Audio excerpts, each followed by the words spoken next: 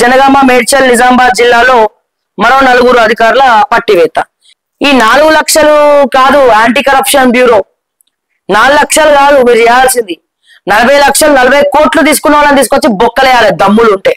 Anti corruption బ్యూరోకి irrigation department, revenue department, కలెక్టర్లు, deputy కలెక్టర్లు, ఆర్డీఓలు, ఎంఆర్ఓలు, ఆ తర్వాత సర్వేయర్లు, ఆర్ఐలు, రెవెన్యూ ఇన్స్పెక్టర్లు, ఇక 100 కోట్ల రూపాయలు వాళ్ళ దగ్గర.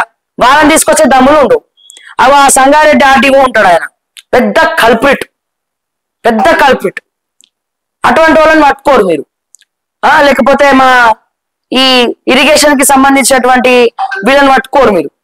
ఎంతసేపు ఈ చిన్న పాపం 20,000 30,000 కాడ, 4 లక్షల కాడ, 4 లక్షలు కూడా డబ్బులే అనుకో, వీటి దగ్గర మాత్రం అద్భుతంగా లటక్కుని వచ్చి పట్టుకుంటారు. శివబాలకృష్ణని పట్టుకున్నారా, బీఆర్ ఓడి పట్టుకోరా సోమేష్ కుమార్ ని. శివబాలకృష్ణ ఇంట్లో రైడ్స్ చేసిర్రు, పోయిండ్రు, అన్ని చేసిర్రు. పాపం ఆయన చాప్టర్ క్లోజ్ చేసిర్రు. ఆయన ఒక మధ్యలో ఒక బ్రోకర్ లక్కనే ఉన్నాడు, ఆయన మీడియేటర్ లక్కనే ఉన్నాడు. అసలు దొంగలు ఎవరు?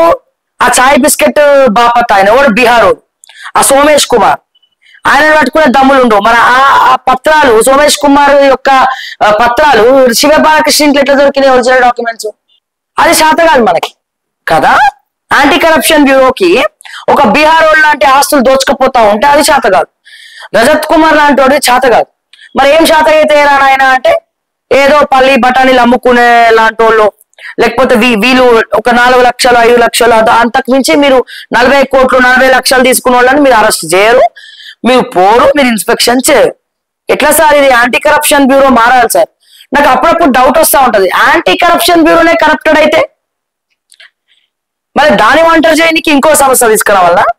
దయచేసి చెప్పాలి సమాధానం, ప్లీజ్ రిక్వెస్ట్.